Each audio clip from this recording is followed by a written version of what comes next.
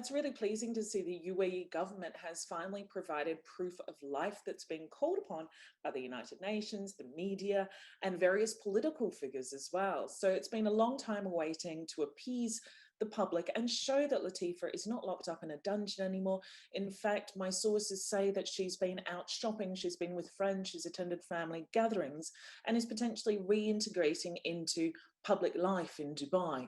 So that's a very positive sign, and we hope that that continues. We expect that there will be more photos released imminently and probably over the next months, and I think it will continue. I think the public is skeptical of whether she's safe or not right now, that these photos are staged. Obviously in 2018 there were some other staged photos with Mary Robinson, who's since apologized for having done it.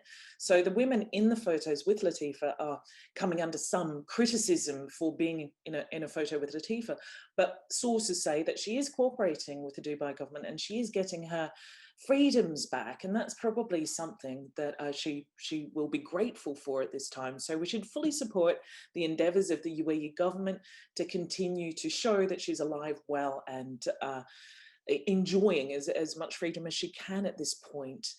The United Nations investigation, we started in March 2018, actually, with a barrister named Toby Cadman. So this investigation has been ongoing for several years now. We've attended Geneva, we've given evidence, and anything that we've developed along the way, any theories, any information or intelligence has gone straight to the United Nations, and they've been on this case from the very beginning.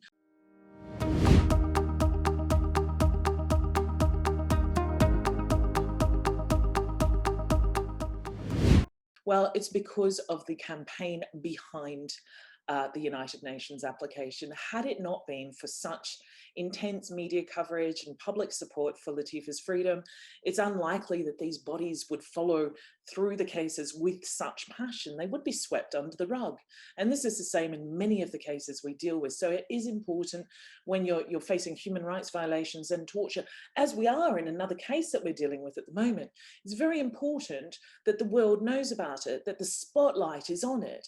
And that was what we did in 2018 when the Nostromo was attacked.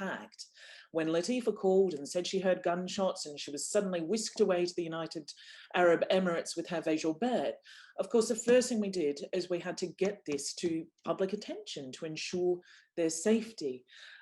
Initially, the media was not even interested in covering it. They didn't think it was an interesting story back then. And of course, it's gained so much traction, and we've worked so hard to bring it to the kind of level where Sheikh Mohammed does have to actually respond to requests for proof of life, that he does have to ensure that Latifa has a good life. Now, what this doesn't do, though, is take away the fact that a US yacht was attacked in international waters. Latifa was kidnapped from international waters, and Hervé Joubert, an American citizen, was also taken to the UAE. He was kidnapped, he was held for 2 weeks. Now, this is a serious international crime, and a couple of photos of Latifa should not distract us from that serious criminality, that lawlessness and that belligerence that's come from the UAE that has escalated, and they seem to have so far really got away with it with just a few photos. So it's very important that we continue to explore and investigate what can be done to ensure that the UAE is held accountable for that act, for kidnapping a US citizen, attacking a US yacht in international waters. The United States should take a serious interest in that violation. For if they don't, that kind of action is going to happen again, and perhaps we're going to end up with Khashoggi-style incidences. If we turn a blind eye to lawlessness and criminality coming from our allies and then give them the green light to commit these criminal acts, they're only going to increase, they're only going to be emboldened to act further against us. This becomes a security threat for the United States, for the United Kingdom. And it's important, absolutely, that we stay on top of that. These photos of Latifa, they're very good. It's nice to see that she's alive and well. However, she was taken from international waters, from a US yacht, and that crime has not been punished.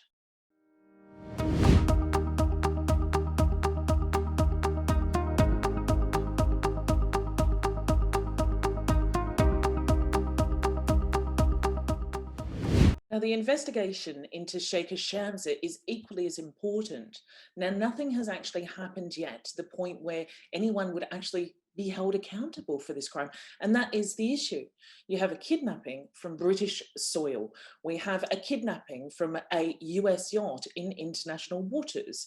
Now, what's actually being done by both countries, the United States and the United Kingdom, to make the UAE accountable? They need to enforce these international laws against the UAE. But they haven't. Hervé Gilbert, he has not been compensated. Sheikh Shamsa and Sheikh Latifa should be returned to the original point where they were taken from, because they never should have been taken. Latifa did escape the UAE. She made it out. She left the UAE, citing human rights abuses and torture. She made it safely to international waters, and there isn't a time where they should ever feel at risk that a country like India, like the UAE, is going to attack that yacht. And equally, Sheikh Shamsa should have known that when she was in the United Kingdom and she ran away from her father, or she went to live with a friend, that she had every right to do that under British law.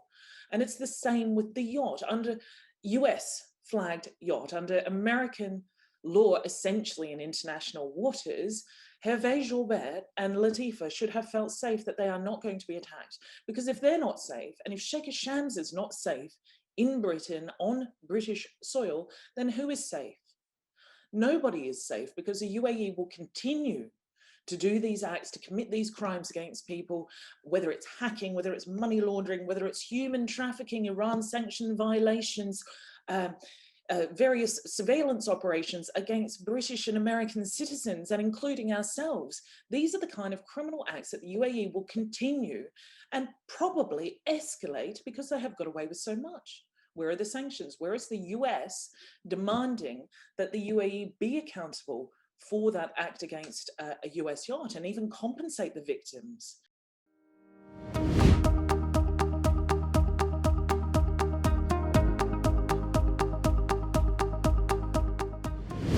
The United Nations called for the release of Latifa, and the release that is out of the country of the UAE, not just her freedom within Dubai. So they haven't adhered to what really the public want, and the fact is Latifa should never have been taken from that US flagged yacht. That was almost an act of war and an act of terrorism. It's unacceptable that Indian forces were used by the UAE to attack, to assault, violently assault the passengers on board that yacht and kidnap them.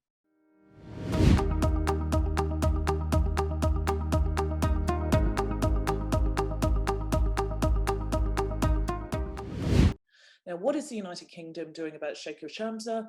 What is the United States doing about this attack on a US flagged yacht? And where are the compensation for the victims and the successful outcome? Again, these photos are a step in the right direction, but there absolutely needs to be more.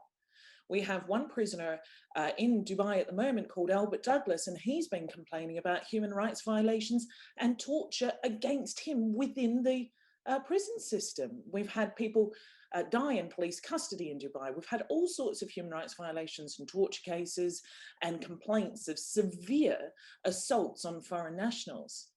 And of course, the United Kingdom needs to take that seriously when we have a British citizen in prison right now complaining about torture. If they don't take that seriously, and they don't take the Sheikh Shamsa kidnapping seriously, and the US doesn't take the attack on a US yacht seriously, then of course these behaviours are going to escalate, and they put us at risk. They put our national security at risk, and they put our citizens at risk. And I think that anyone who goes to the United Arab Emirates should be warned of the genuine possibility that they could be tortured in the event that they are arrested, whether or not they've committed a crime. These are the kind of things that the US and UK absolutely need to do, and it's something we've been lobbying for many years, and especially after this attack on a US yacht.